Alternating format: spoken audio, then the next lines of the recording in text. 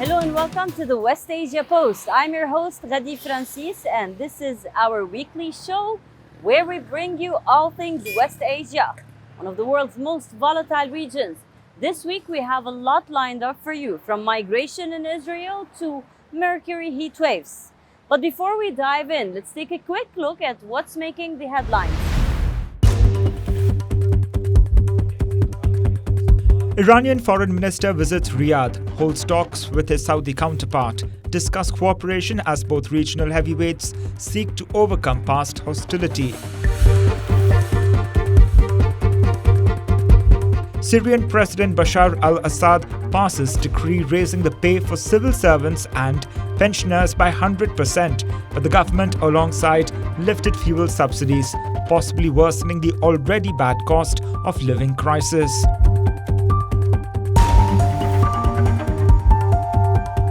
Iranian director Saeed Rostai jailed for unauthorized screening of his film at Cannes Film Festival. The sentence is for propaganda of the opposition against the Islamic system. The movie showed scenes depicting Iran's protests.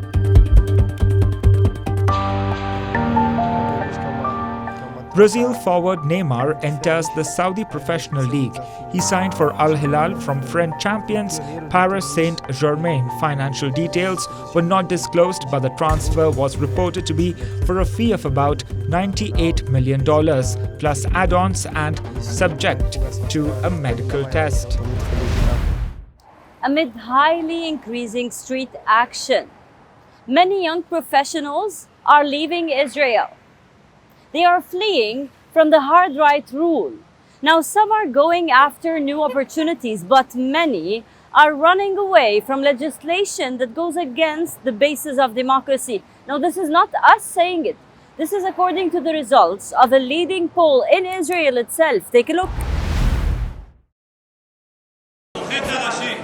Israel's political crisis is entering uncharted territory. The domestic protests are making headlines on the world stage. From economy to livability, all indices are going down.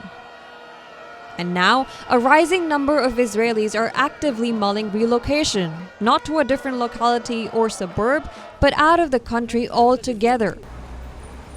Recent polls suggested that as many as 1 in 3 citizens is thinking of leaving the country. Among them are tech employees, doctors, and academicians. While another poll carried out by Channel 13 says 28% of its respondents were thinking of making the move. I really hate what's going to happen, and it really makes me want to go away from Israel. And I hope for good. The judicial reform protest has hit the country's brains and might soon impact its pockets as well. Some tech companies are thinking of shifting bases out of Israel. And on top of that, new startups are setting up bases in the US and operating in Israel as a foreign entity. That marks a reversal, as Israel had managed in the past decade to persuade more of its startups to set up their legal identity domestically. It may not mean jobs shifting overseas en masse, but registering companies or intellectual property abroad can affect where taxes are paid and so impact government revenue. A survey of 615 firms by Startup Nation Central showed that 8% of Israeli startup or tech companies had started moving their headquarters abroad, and 29% intended to do soon.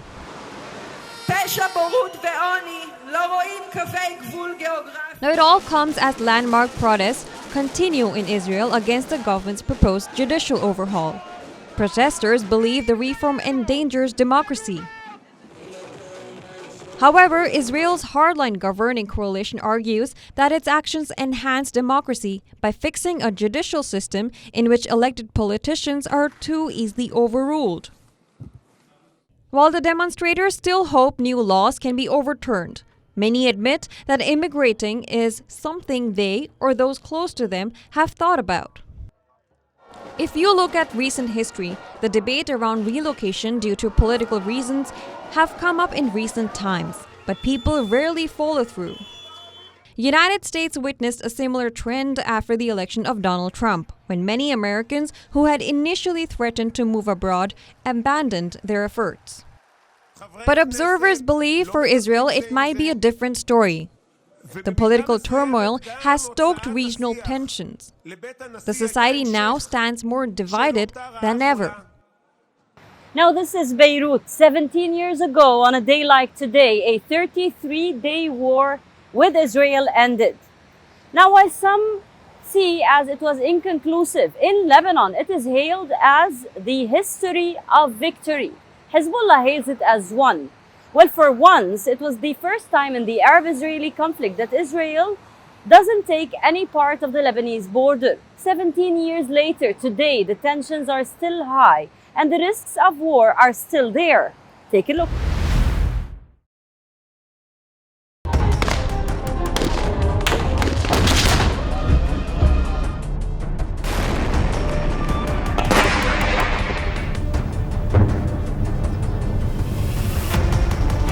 An escalating war of words between Israel and Hezbollah echoes heightened tensions at the border.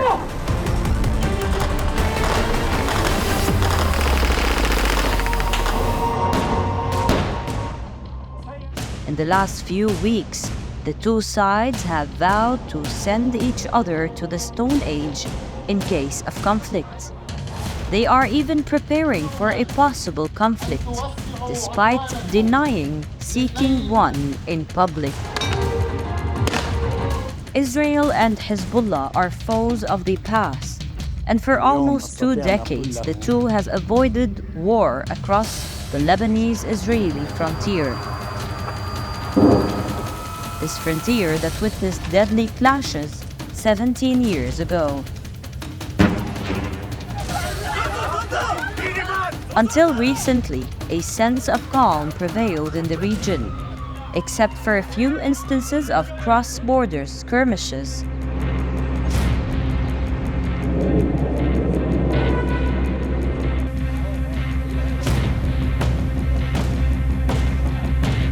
It is these incidents which have added to the risks of escalation, as regional tensions simmer over Iran's nuclear program and as Israel-Palestinian violence surges.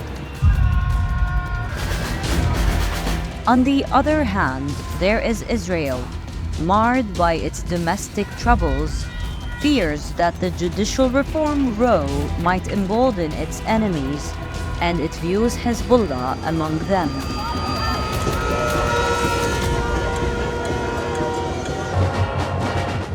The tensions made news earlier this month, when Israeli Defense Minister Yoav Gallant warned of sending Hezbollah back to the Stone Age in case of a conflict.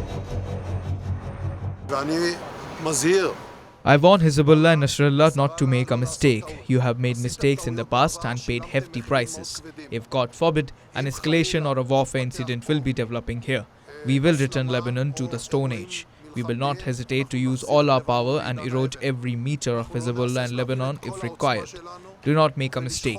We do not want a war, but we are prepared to protect our civilians, our soldiers, and our sovereignty.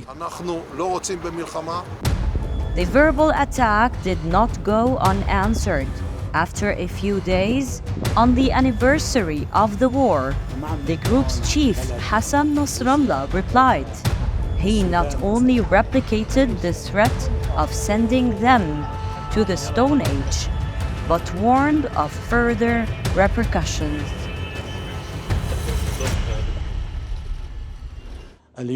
Today I can tell him that you too will be returned to the Stone Age if you go to war with Lebanon. You may be able to return a country here and there to the Stone Age, but if the conflict draws in the resistance axis, there will be no such thing called Israel anymore. A Reuters report citing an unnamed source in Hezbollah says the group had taken a decision not to allow any provocations to prompt war. They want to preserve calm.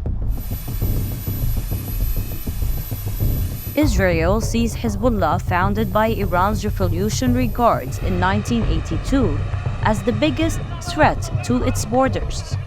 Hezbollah is the only faction from the Lebanese civil war that has been able to retain its weaponry. It was Hezbollah and its guerrilla fighters that aided Lebanese victory 17 years ago. 2006 was the year of the Second Lebanon War. In July that year, Hezbollah launched an operation against Israel. It was a pressure-building tactic to free the 3 Lebanese from Israeli prison. Several Israeli soldiers were killed in the operation. Israel retaliated and launched a major offensive against Lebanon. Be it civilian or military, no target was out of reach. More than 1,200 Lebanese were killed. But the Hezbollah fighters continued to fight the enemy. After 34 days of a bloody battle, Lebanon achieved what no Arab nation had been able to accomplish. Fighting the Israel Defense Forces to a standstill. Hezbollah and its leader Hassan Nasrallah emerged as heroes in much of the Arab world. A lot has changed since then. Hezbollah's armory has gotten much more advanced. So have its ambitions and its strategies. Its rules of engagement have been defined in 2021 by first saying that if Israel violates the Al-Aqsa Mosque, this will be a regional conflict. All factions from across the region will join in, all pro-Iran factions, of course, and allies of Hezbollah. And this means that whenever there's an attack in East Jerusalem, there will be a response from Lebanon's southern borders. But also, this has been kind of expanded a little bit. So let's say there's an attack on Gaza.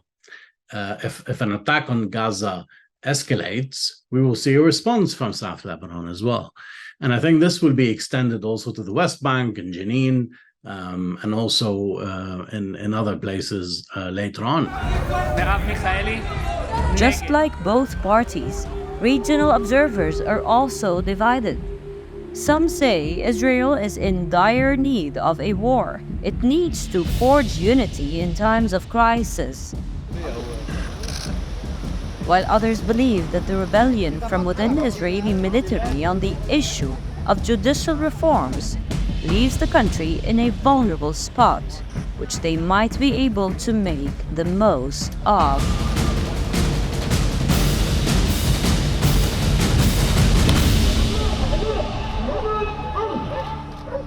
From Lebanon and now to Turkey. Well, do you remember Istanbul's infamous opposition mayor? He is back. Ekrem İmamoğlu is calling out the CHP party to disregard the internal conflict and to focus on the bigger picture. And by that he means the upcoming local elections. Now he has announced his pitch for that too.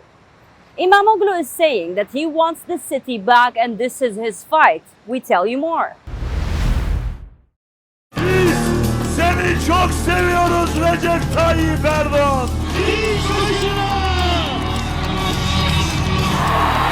14 Mayıs'ın müjdesini veriyor. Yaşasın demokrasi dedi. The Turkish political landscape is heating up once again. Istanbul's opposition mayor Ekrem İmamoğlu has made a clarion call for the upcoming regional polls. He made a moving statement announcing his candidature for the local election.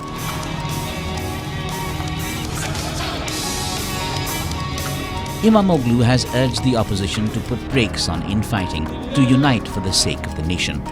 Speaking to reporters this week, he said, "I am setting out once again to defend Istanbul. I am setting out to create a prosperous city. I will do my best to establish an alliance that stands above political parties, like in 2019.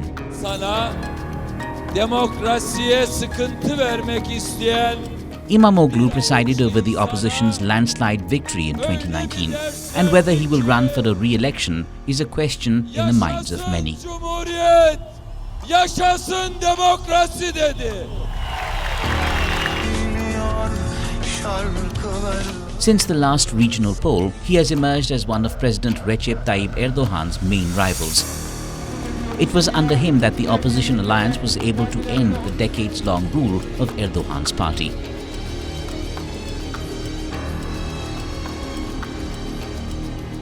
The ambitious politician, however, has disagreed with CHP's leader Kemal Kılıçdaroğlu. He said the party needed change from within, raising doubts that he might be eyeing the party leadership post, not the mayor's seat. That may be easier said than done. Turkey's opposition bloc is in tatters following the victory of President Recep Tayyip Erdogan and his allies in May's presidential and parliamentary elections. The victory solidified Erdogan's stature, further raising expectations among key figures of the ruling party that major cities that lost to the opposition in 2019 could be re-won. Erdogan replied to the Istanbul mayor's statement. He said he will expose the real faces of those who attempt to cover their failure in municipalities through fake agendas, further claiming that the AK party will reclaim cities from opposition mayors.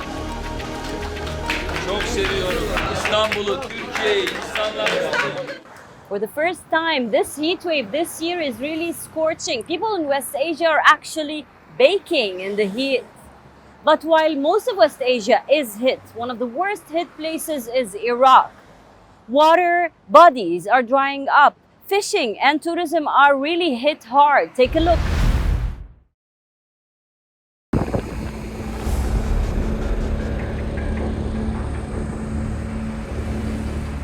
Once a sprawling tourist location, Iraq's Lake Habaniya has dried up, as scorching heat and water scarcity worsen the war-impacting country's woes. This is Muhammad, a merchant working beside the majestic lake. He says he has never seen such a grim tourist season. He laid out inflatable water floats, nets and shirts in front of his lakeside shop, but expected few, if any, customers. There are next to no visitors this year. Last year and the years before, people and tourists would come to visit the lake. But now, there is no more water. This year, it's dry. Habaniya falls some 70 kilometers from Baghdad. Its shorelines have receded by several dozen meters. 4 consecutive years of drought have ravaged parts of the country. As you can see, water level used to be here higher. Now it is there. The place's popularity has decreased because people come here to swim in the lake.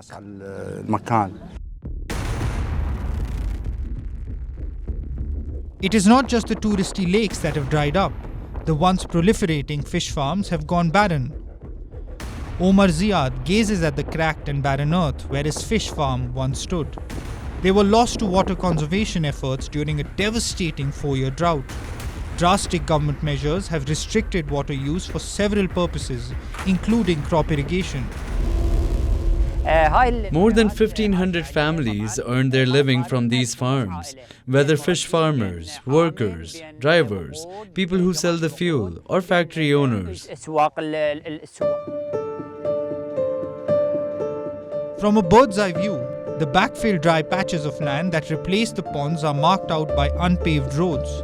The monotony of the barren landscape is occasionally interrupted by ponds that still hold water. These were spared because their owners had the necessary permits. The water crisis has also affected river fishing. In Iraq's far south, high salinity has harmed fishing in the Shat al-Arab waterway. This is the spot the Tigris and Euphrates converge before spilling into the Gulf, as the flow of fresh water from the north decreases every year. The riverbed gradually fills with salt water. With the salt water, there's nothing left. Previously, fresh water would carry all types of fish. Fishermen have quit the trade for odd jobs. Previously, they would catch fish, but they no longer do. The United Nations ranks water-stressed Iraq as one of the 5 countries most impacted by some effects of climate change. Last week, UN Human Rights Chief Volker Turk warned that Iraq's rising temperatures and protracted drought are a wake-up call for the world. Iraq has been experiencing its 4th consecutive summer of drought. Temperatures in parts of the country, including the capital Baghdad, have hovered around 50 degrees Celsius. Although Iraq is known for its extremely hot summers and scarcity of rainfall, climate change has made the situation considerably worse. Kids and their parents watching a movie by the sea. While this might be something normal for most of the kids in the world, it is not something normal. It is rather unusual for Palestinian kids, especially the kids in the besieged Gaza Strip. In this region, movie theaters have been closed since the Intifada. We tell you more in this report.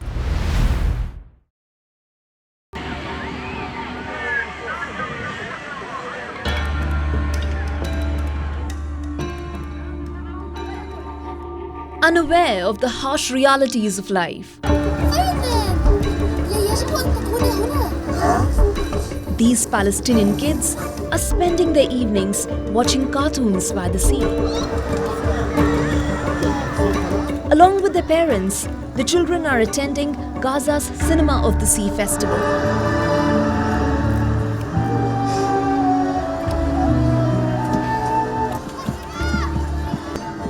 This open-air screening and many others will continue till November. It's all a free-of-cost experience, a much-needed respite for Gaza's conflict-affected. إنني بخير، احترس. ماذا لديك يا فردناند؟ ليحتفلوا بماء وجودهم. It's true that movies are available on mobile phones, but this is something new and very nice. I was on the beach and I was really drawn to it, even if it was a cartoon. Even though I'm older, I liked it being on a cinema screen. I hope to have this experience again. The festival showcases a variety of films, from children's cartoons to ones that delve into Palestinian politics. The goal is to provide both a recreational space and a haven away from the problems, which includes the frequent power disruptions in the area. The gruelling heat wave has hit Gaza's energy infrastructure hard. Residents in the region face power disruptions for at least 4 hours every day.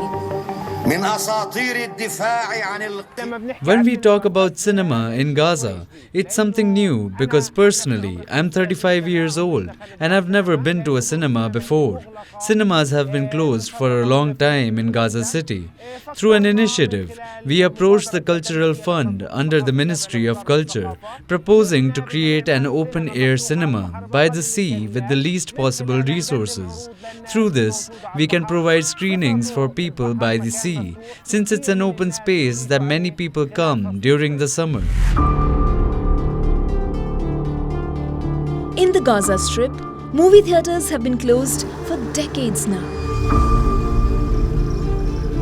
It was the first uprising against Israeli occupation, also known as the 1987 Intifada, that shut all theaters in the area.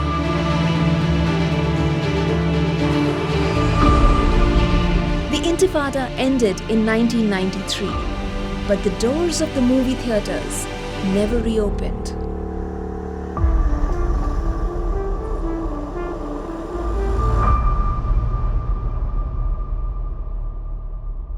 That's all we have for you on this episode of the West Asia Post. I will see you next week with a brand new lineup, always bringing you the most recent updates, news, ground reports from one of the world's most volatile regions. Until then, stay safe.